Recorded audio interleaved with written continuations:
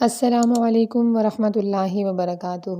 لاکھوں کروڑوں درود و سلام نبی رحمت صلی اللہ علیہ وآلہ وسلم کی بارگاہ میں، ان کی آل پر اور ان کے اصحاب پر۔ خیرکم من تعلم القرآن وعلمہ۔ ہم قرآن قاعدہ کی تحتی نمبر 3 پڑھی تھی ہم نے پچھلی ویڈیو میں، جو تھی حرکات کا بیان، جس میں ہم نے پہلی حرکت زبر کے بارے میں پڑھا تھا۔ آج ہم نے دوسری حرکت زیر کے بارے میں پڑھنا ہے۔ زیر کو پڑھتے ہوئے بھی آپ نے 3 باتوں کا خیال رکھنا ہے۔ نمبر 1 کہ آپ نے زیر کو کھینچنا نہیں ہے۔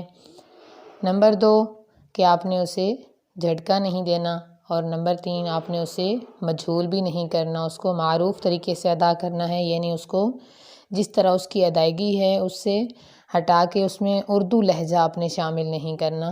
جیسے میں آپ کو پڑھ کے بتاتی ہوں تو آپ کو صحیح سے سمجھ آئے گا۔ اعوذ باللہ من الشیطان الرجیم، بسم اللہ الرحمن الرحیم۔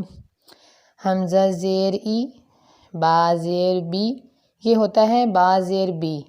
کچھ لوگ اس کو اردو لہجے کی طرح پڑھتے ہیں با زیر بے، بے نہیں ہوتا، بے اردو میں ہوتا ہے۔ آپ نے پڑھنا ہے با زیر بی، تا زیر تی، سا زیر سی، جیم زیر جی، حا زیر حی، خا زیر حی، دال زیر دی، زال زیر زی، را زیر ری، زا زیر زی، سین زیر سی، شین زیر شی، صاد زیر صی، زواد زیر زی، طا زیر طی، ظا زیر غی، عین زیر عی، غین زیر غی، فا زیر فی، قاف زیر قی، کاف زیر کی، لام زیر لی، میم زیر می، نون زیر نی، واو زیر وی، ہا زیر ہی، حمزہ زیر ای،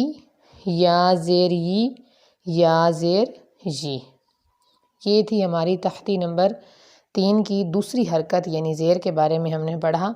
امید کرتی ہوں کہ آپ کو اس کی ادائیگی سمجھ آ گئی ہوگی۔ اب آپ نے اس کو صحیح سے ادا کرنا ہے، معروف طریقے سے اس کو مجہول نہیں کرنا، نہ ہی اس کو زیادہ کھینچ کر لمبا پڑھنا ہے، یعنی با زیر بی ایسے نہیں کرنا، با زیر بی، تا زیر تی، بالکل آپ نے اسے معروف طریقے سے ادا کرنا ہے، نہ ہی آپ نے مجہول کرنا ہے کہ آپ اسے با زیر بے پڑھیں۔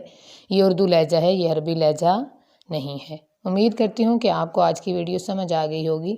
اگر آپ کو آج کی ویڈیو اچھی لگی ہے تو اسے لائک کریں، شیئر کریں، اور اگر چینل پر نئے ہیں تو اسے سبسکرائب کر لیں، تاکہ آپ کو تجوید سے متعلق، قرآن سے متعلق تمام معلوماتی ویڈیوز موصول ہوتی رہیں۔ اور اگر آپ کا کوئی سوال ہے تو آپ کمنٹ باکس میں کر سکتے ہیں۔ السلام علیکم ورحمۃ اللہ وبرکاتہ۔